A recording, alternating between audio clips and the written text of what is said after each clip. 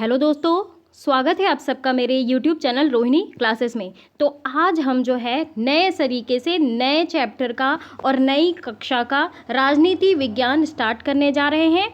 इसमें जो देखिए राजनीति विज्ञान के दो पार्ट हैं, दो पार्ट की बुक है। पहले हम जो है भारत का संविधान, सिद्धांत और व्यवहार के बारे में जो है सारे चैप्टर देख लेंगे। इसके बाद हम राजनीतिक सिद्धांत का चैप्टर देखेंगे, ठीक है। तो आप मुझे ये भी बता सकते हैं कि मैं जो है साइड बाय साइड दोनों के एक एक चैप्टर जैसे कराती रहूँ या फिर एक बुक ख़त्म करने के बाद दूसरी बुक ख़त्म करूँ। तो आप मुझे कमेंट बॉक्स में ज़रूर मेंशन करें, मैं उसी तरीके से काम करूँगी, ठीक है। तो आज हम पढ़ेंगे ना क्लास 11th की चैप्टर 1 पॉलिटिकल साइंस का, संविधान क्यों और कैसे, ठीक है। तो देखिए संविधान क्यों और कैसे जो है हम तो पढ़ेंगे ही इस चैप्टर में, लेकिन हम ये जान लेते हैं कि संविधान क्या होता है। देखिए किसी देश या फिर कह लीजिए संस्था द्वारा निर्धारित किए गए वह नियम जिसके माध्यम से ना उस देश या फिर कह लीजिए संस्था का सुचारू ढंग से संचालन हो सके, उसे उस देश या संस्था का संविधान कहा जाता है। अब देखिए किसी भी देश का संविधान जो है ना उस देश की राजनीतिक व्यवस्था, न्याय व्यवस्था, नागरिकों के हितों की रक्षा करने का एक मूल ढांचा होता है, जिसके माध्यम से उस राष्ट्र के विकास की दिशा का निर्धारण होता है। मैं आपको अगर एक उदाहरण के माध्यम से समझाने का प्रयास करती हूँ। चलिए मान लीजिए अगर हमारे देश में संविधान ना होता, आपके मौलिक अधिकारों का हनन होता, आप सुप्रीम कोर्ट जाते, तो किस बेसिस पे जो है फैसला लिया जाता कि आपके मूल अधिकार का हनन हो रहा है। तो संविधान नहीं होता तो कोई मतलब ही नहीं होता, कोई न्याय व्यवस्था ही नहीं होती, कोई राजनीतिक व्यवस्था ही नहीं होती, नागरिकों के हितों की बात नहीं होती। इसलिए संविधान में ऐसे नियम कानून बनाए गए हैं जो है न्याय व्यवस्था को सुचारू रूप से चला सके, राजनीतिक व्यवस्था को सुचारू रूप से चला सके, नागरिकों के हितों की बात कर सके, ठीक है। तो संविधान जो है ना ये जो है मूल तत्व है, ठीक है। संविधान जो है क्या है, मूल तत्व है। और आज हम जानने का ये प्रयास करेंगे कि संविधान क्यों जरूरी है और संविधान कैसे हैं, ठीक है। इन चीज़ों पे हमारा पूरा दारोमदार रहेगा। तो चलिए बिना किसी देरी के स्टार्ट करते हैं।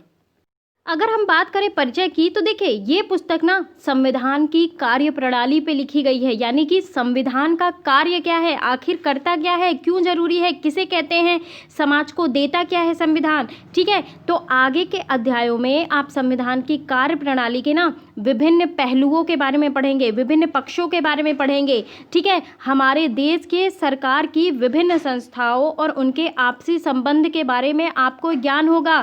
अब देखिए हम जिस भारत देश में रहते हैं वहाँ हम अपने कानून को, अपनी न्याय व्यवस्था को, अपनी राजनीतिक व्यवस्था को संविधान के माध्यम से ही तो जानते हैं। तो अगर हम संविधान को नहीं जानेंगे तो आप मुझे ये बताओ हम अपने देश की चुनाव व्यवस्था कैसे जानेंगे, सरकार के कार्य क्या हैं, ठीक है, राष्ट्रपति का कितनी शक्ति है, प्रधानमंत्री की कितनी शक्ति है, क्या क्या कार्य किसके किसके दायरे में आते हैं, ये सब चीज़ें जानना जरूरी है जो हमारे संविधान में लिखी गई है, ठीक है। ये चीज़ है देखिए। लेकिन इसके पहले आप चुनाव, सरकार, राष्ट्रपति, प्रधानमंत्री के बारे में हम जो है पिछली कक्षाओं में पढ़ चुके हैं, 9th-10th में बहुत डिटेल में पढ़ा है हमने, ठीक है। और यह समझना जरूरी है कि सरकार के पूरे ढांचे और सरकार की संस्थाओं को नियंत्रित करने वाले विभिन्न सिद्धांतों की उत्पत्ति जो है भारत के संविधान से हुई है। अगर मैं भारत के संविधान की बात करूँ, आप सारे देश के रेफरेंस में अगर देख लीजिए तो हमारे देश का संविधान जो है सबसे बड़ा संविधान है और लिखित संविधान है, ठीक है। क्या है, सबसे बड़ा संविधान और लिखित संविधान है। Sorry for the interruption. देखिए संविधान बहुत बड़ा है, संविधान है, लिखित संविधान है, तो इसे तैयार होने में भी जाहिर सी बात है काफ़ी समय लगा होगा।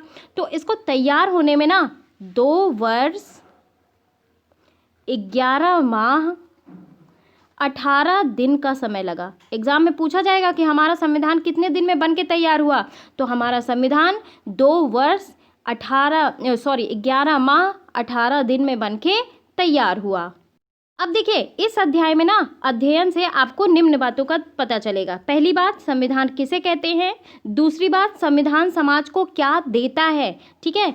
तीसरी बात, संविधान समाज में शक्ति का बंटवारा कैसे करता है। और चौथी बात, भारत का संविधान कैसे बनाया गया। इन सारे क्वेश्चंस के आंसर जो है इन चैप्टरों में मिलेंगे और जो कि एग्जाम पॉइंट ऑफ व्यू से और आपके जानने के पॉइंट ऑफ व्यू से भी बहुत इंपॉर्टेंट है। तो देखिए सबसे पहला क्वेश्चन क्रिएट हो रहा है, हमें संविधान की क्या आवश्यकता है। आगे के जो भी पॉइंट्स आएंगे इनमें हम ये समझने का प्रयास करेंगे कि संविधान आखिर करता क्या है। ठीक है, संविधान क्या है, इसके कार्य क्या है, समाज के लिए इसकी भूमिका क्या है, हमारे दैनिक जीवन से संविधान का क्या संबंध है। इन प्रश्नों के उत्तर जो है उतने कठिन नहीं है जितना आप सोचते हो। ये जो है आप जानते हो, बस इसको एक नया रूप देने की ज़रूरत है। अब देखिए, संविधान तालमेल बढ़ाता है और भरोसा दिलाता है। हम विभिन्न पॉइंट को जो है एक उदाहरण के माध्यम से समझने का प्रयास करेंगे ताकि जो है हमें हमारे दिलो दिमाग में बस जाए चीज़ें, कॉन्सेप्ट बस जाए संविधान का। ठीक है, अब देखिए, आप कल्पना करिए कि आप एक बड़े समूह के सदस्य हैं, बड़े समूह जिसमें कि 25-30 लोग जो है सदस्यों के समूह हों। ठीक है, उनकी कुछ विशेषताएं होंगी। मसलन क्या होगा कि जो है उन समूहों के सदस्य एक दूसरे से अनेक तरीके के भिन्न होंगे।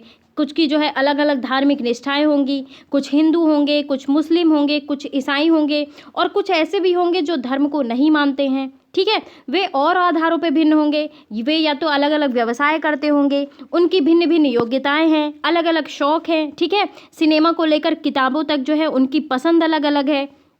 उनमें कुछ धनी हैं तो कुछ गरीब हैं, कुछ लोग बूढ़े हैं तो कुछ लोग जवान हैं।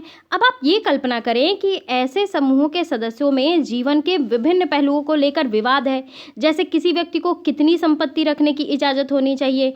ठीक है, और क्या सभी बच्चों को स्कूल भेजना अनिवार्य है या माता पिता को इसका जो है निर्णय देना चाहिए। तो इस समूह को अपनी सुरक्षा के लिए कितना खर्च करना चाहिए या इसकी जगह उसे बहुत सारे पार्क बनवाना चाहिए। क्या इस समूह को अपने ही कुछ सदस्यों के विरुद्ध भेदभाव करने देना चाहिए। भिन्न भिन्न लोग जो होते हैं, अब मतलब कुल मिला के दारोमदार ये है कि सबकी सोच अलग है, सबके धार्मिक जो है पक्ष अलग हैं। ठीक है, सबके धर्म अलग हैं, सबके विचार अलग हैं और इन भिन्नताओं के बावजूद ना ये समूह एक साथ हैं। आप ये सोचो कि जो है इतनी सारी विभिन्नताओं के बावजूद एक समूह में है ये। ठीक है, एक साथ रहना है इन्हें। तो सदस्य अनेक रूपों में एक दूसरे पर आश्रित हैं, इन्हें एक दूसरे के सहयोग की ज़रूरत होती है और इस समूह को शांतिपूर्ण जो है एक साथ रहने के लिए क्या चाहिए।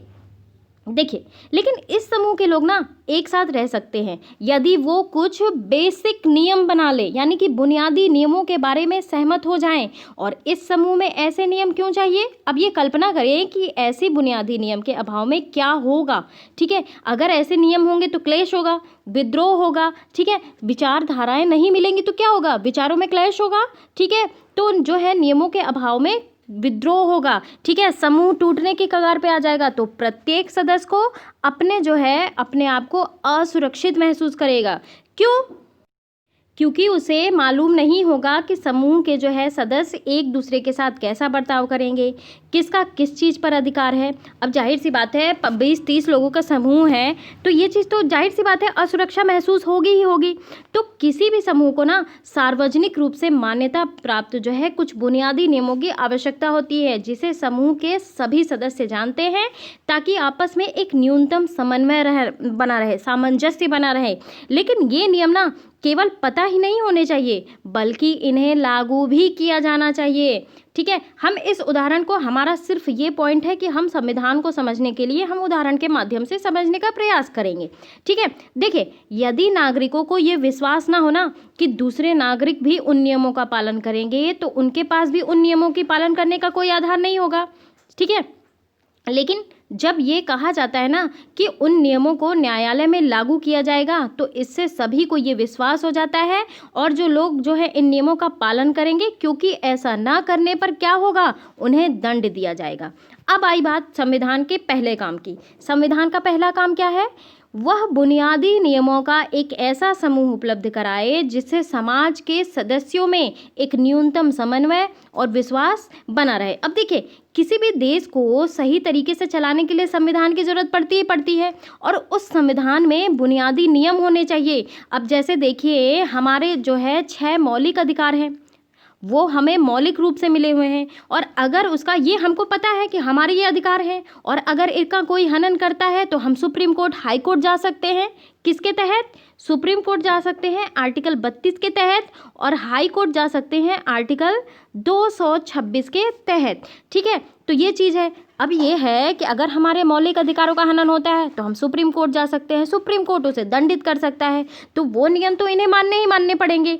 तो सबसे पहला काम ये हुआ कि संविधान जो है, संविधान में बुनियादी नियम का ऐसा समूह उपलब्ध कराए जिससे समाज के सदस्यों में एक न्यूनतम समन्वय और विश्वास बना रहे।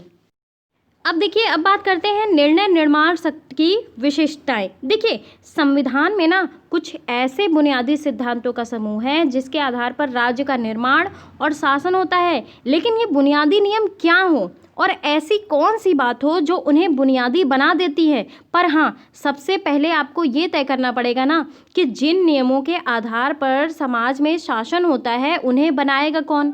ठीक है, ये भी तो, जब देखिए संविधान निर्माताओं ने जब संविधान को बनाने की कोशिश की ना, तो ये नहीं था कि आपस में उनके विचारों में जो है, सभी के विचार एक जैसे तो होंगे नहीं, प्रत्येक व्यक्ति के विचार अलग अलग होते हैं। और उसी प्रकार जब संविधान का निर्माण हो रहा था तो वो चीज़ वहाँ भी ऐसे ही क्रिएट हुई। अब ये आपको बता दूँ कि जैसे आपको क नियम बनाने की इच्छा है लेकिन दूसरे को ख नियम बनाना है, फिर ये कैसे तय किया जाए कि किसकी इच्छा वाले नियमों पर हम जो है शासन हो। ठीक है, तो जिन नियमों के अंतर्गत ना आप सभी को रखना चाहते हैं वो आपको सर्वश्रेष्ठ लग सकते हैं, लेकिन इसका मतलब ये नहीं है कि दूसरे लोगों को लगता है कि उसके द्वारा सुझाए गए नियम सर्वश्रेष्ठ हैं।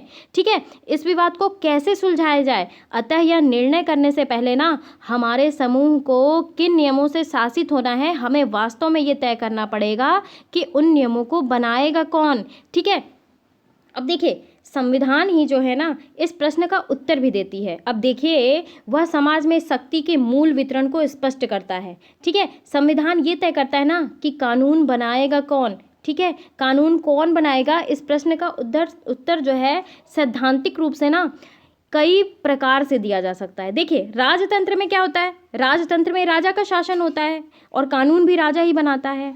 ठीक है, ध्यान रखेंगे, राजतंत्र में कानून का निर्माण राजा करता है, जबकि कुछ संविधान जैसे पुराने सोवियत संघ की आप बात ले लो तो संविधान में निर्णय लेने का अधिकार केवल एक पार्टी को दिया गया था, जब हमने क्लास 9th में पढ़ा है। ठीक है, सोवियत रूस के बारे में। लेकिन लोकतांत्रिक संविधान का निर्णय मोटे तौर पर जनता करती है, क्योंकि लोकतंत्र में जनता ही सर्वे सर्वा है।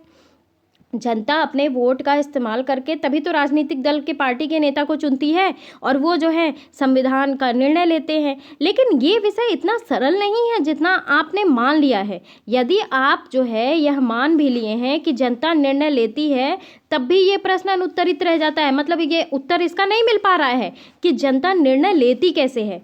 क्या कोई कानून बनाने के लिए सभी लोगों को सहमत होना चाहिए? अब आप देखिए, गवर्नमेंट कोई भी कानून जो है वो इम्प्लीमेंट करती है तो क्या सभी लोग उससे सहमत होते हैं? नहीं होते हैं। आप मीडिया के थ्रू आपको पता चलता होगा कि कौन जो है कानून से सहमत है, कौन नहीं सहमत है।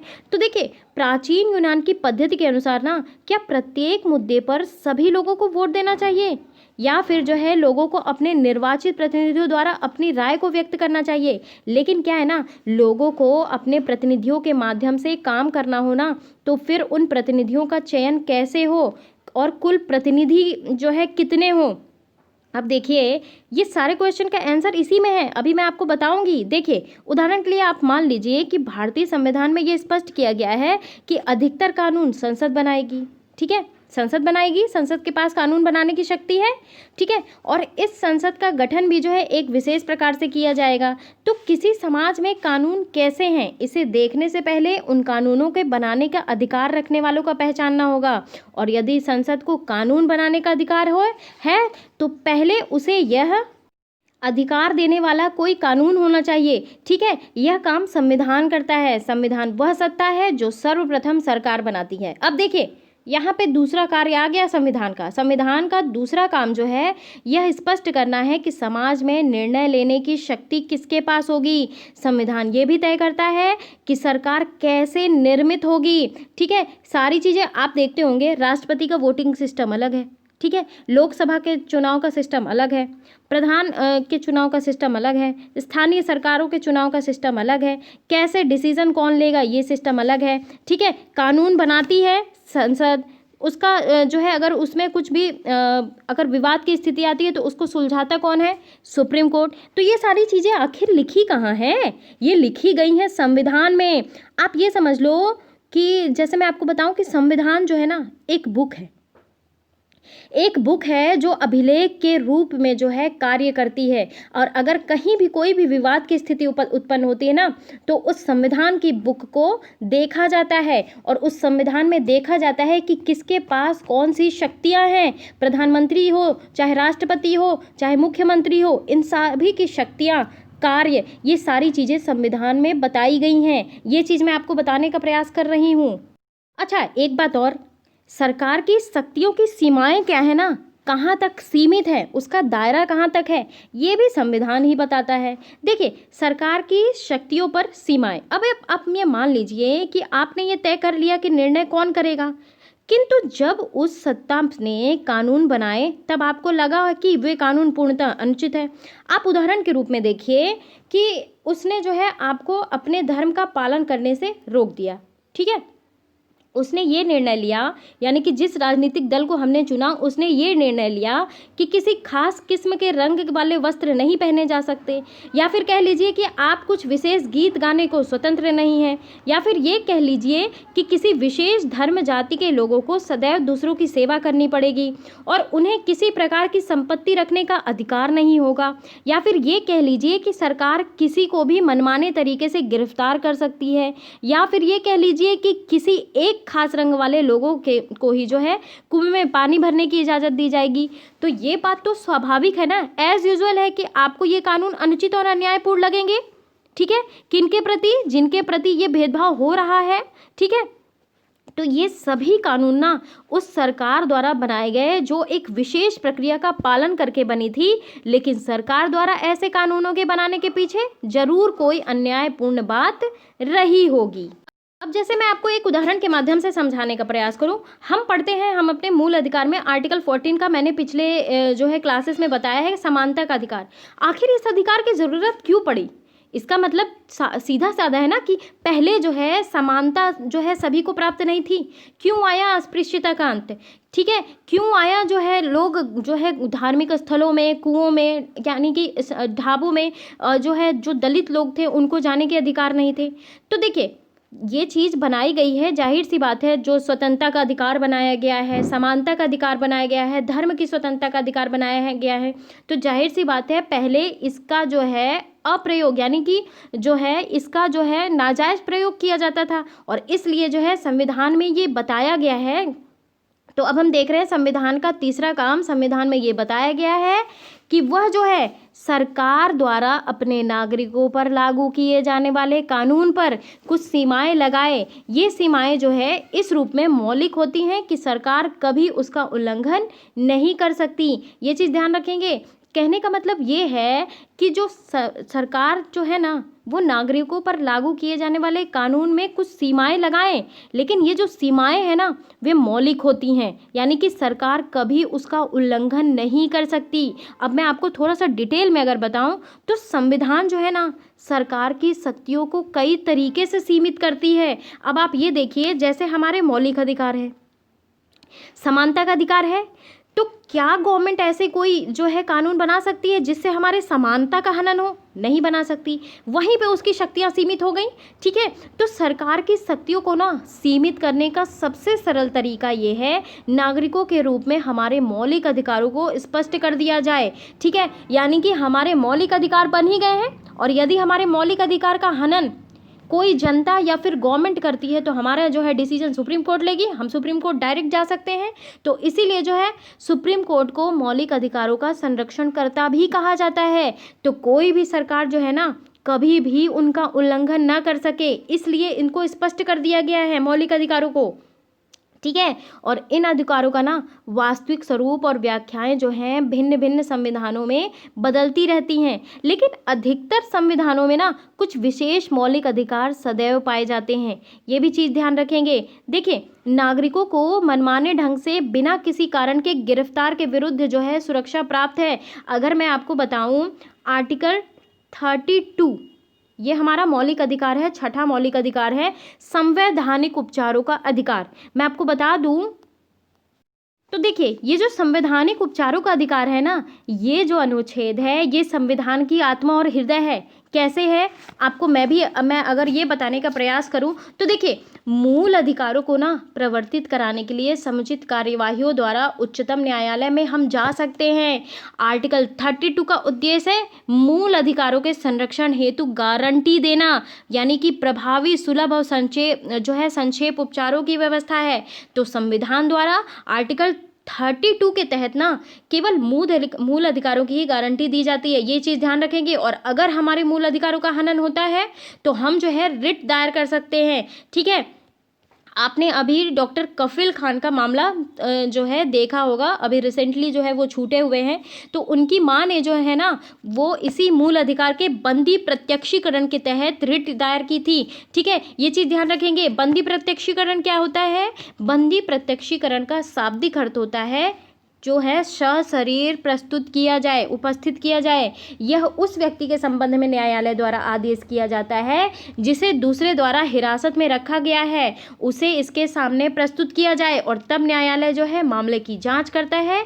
यदि हिरासत में लिए गए व्यक्ति का मामला अवैध है तो उसे स्वतंत्र किया जा सकता है। ये चीज़ है, यानी कि बिना कारण बताओ नोटिस के कोई भी व्यक्ति को गिरफ्तार करने के विरुद्ध है। ठीक है, यानी कि व्यक्ति को विरुद्ध जो है वो सुरक्षा प्रदान करती है और यह जो है सरकार की शक्तियों के ऊपर एक मूलभूत सीमा है। यहाँ पे ये है कि सरकार को तानाशाह बनाने से संविधान जो है वो रोकता है। ठीक है, देखिए, नागरिकों को ना सामान्यतः कुछ मौलिक स्वतंत्रताओं का अधिकार है। हमें पता है 6 मौलिक अधिकार हैं हमारे। ठीक है, जैसे देखिए, भाषण की स्वतंत्रता हो गई, ये स्वतंत्रता के अधिकार के अंतर्गत आता है। ठीक है, अंतरात्मा की आवाज़ पर काम करने की स्वतंत्रता, संगठन बनाने की स्वतंत्रता। तो व्यवहार में ना इन अधिकारों को राष्ट्रीय आपातकाल में सीमित किया जा सकता है और संविधान उन परिस्थितियों का उल्लेख भी करता है जिसमें इन अधिकारों को वापस लिया जा सकता है। यानी कि जब आपातकाल की स्थिति होती है ना तो हमारे कुछ ऐसे मौलिक अधिकार हैं जिन्हें जो है स्थगित किया जा सकता है। तो ये भी चीज़ें संविधान में लिखी गई हैं। ठीक है, कि ऐसी स्थिति आएगी तब इन आर्टिकल्स का जो है इन मौलिक अधिकारों का स्थगन होगा। ठीक है, ये चीज़ ध्यान रखेंगे। अगर मैं आपको बताऊं कि जब राष्ट्रीय आपातकाल आता है ना तो आपातकाल के समय मूल अधिकारों के स्थगन का प्रावधान जो है कहाँ से लिया गया है, मैं आपको ये भी बता दूं, जर्मनी के वाइमर संविधान से। हमने जर्मनी का वाइमर गणराज्य बहुत अच्छी तरीके से क्लास 9th की जो है हिस्ट्री में देखा है, तो आप प्लीज़ ज़रूर उसमें विजिट करिए। आपको जो है पता चलेगा कि किस प्रकार जो है हमने आपातकाल की स्थिति में मूल अधिकारों का स्थगन जो है जर्मनी के वाइमर गणराज्य से लिया है। अब देखिए, अगर मैं बात करूँ आर्टिकल 358 और आर्टिकल 359, तो राष्ट्रीय आपातकाल में मूल अधिकार पर पड़ने वाले प्रभाव का वर्णन करते हैं। ये देखिए, अब आपको ब्रॉड स्टडी तो करना ही पड़ेगा क्योंकि आप पहुंच गए हैं क्लास 9th में, और अगर आप कॉम्पिटिटिव एग्जाम की तैयारी कर रहे हैं तो आपके लिए बहुत ज़्यादा इंपॉर्टेंट है ये चीज़ें जानना। ठीक है, अगर मैं बात करूं आर्टिकल 358 की, तो 358 ये बताता है कि अनुच्छेद 19 द्वारा, जो कि हमारा स्वतंत्रता का अधिकार है, द्वारा दिए गए मूल अधिकारों के निलंबन से संबंधित है। यानी कि उस समय जो है स्वतंत्रता का अधिकार का स्थगन होता है। और आर्टिकल 359 ये बताता है कि मूल अधिकारों का निलंबन तो होगा, लेकिन आर्टिकल 20 और 21 को छोड़कर। अब बात ये उत्पन्न हो रही है कि 20-21 में क्या है। ठीक है, तो देखिए, आर्टिकल 20 में ये है ना कि अपराध के लिए दोष सिद्धि के संबंध में संरक्षण, यानी कि आर्टिकल 20 जो है किसी भी अभियुक्त या फिर कह लीजिए कि दोषी करार व्यक्ति, चाहे वह नागरिक हो या फिर विदेशी हो या फिर कंपनी व परिषद के कानूनी व्यक्ति हो, उसके विरुद्ध मनमाने या अतिरिक्त दंड से संरक्षण प्रदान करता है। ये चीज़ है। और आर्टिकल 21 तो आपको पता ही होना चाहिए कि जीवन का अधिकार, यानी कि प्राण एवं दैहिक स्वतंत्रता, इनका स्थगन नहीं हो सकता है। ये चीज़ बताने का मैं प्रयास कर रही हूँ। अब देखिए वीडियो बहुत ज़्यादा लंबा हो रहा है, तो हम जो है अगले पार्ट में देखेंगे समाज की आकांक्षाएं और लक्ष्य, और भी जानेंगे कि संविधान क्यों और कैसे। ठीक है, इसके बारे में हम बहुत डिटेल में स्टडी करेंगे, क्योंकि हम जो है हम बेसिक चीज़ें जान रहे हैं, तो हमें जो है हम कम ही चीज़ें जाने लेकिन ब्रॉड तरीके से जाने, ये हमारे लिए ज़्यादा इंपॉर्टेंट है। तो गाइस कैसा लगा ये वीडियो ज़रूर आप मुझे कमेंट बॉक्स में बताएं, और चैनल को सब्सक्राइब ना किया हो तो ज़रूर कर लें, और गाइस वीडियो को शेयर भी कर दिया करें। Thank you very much.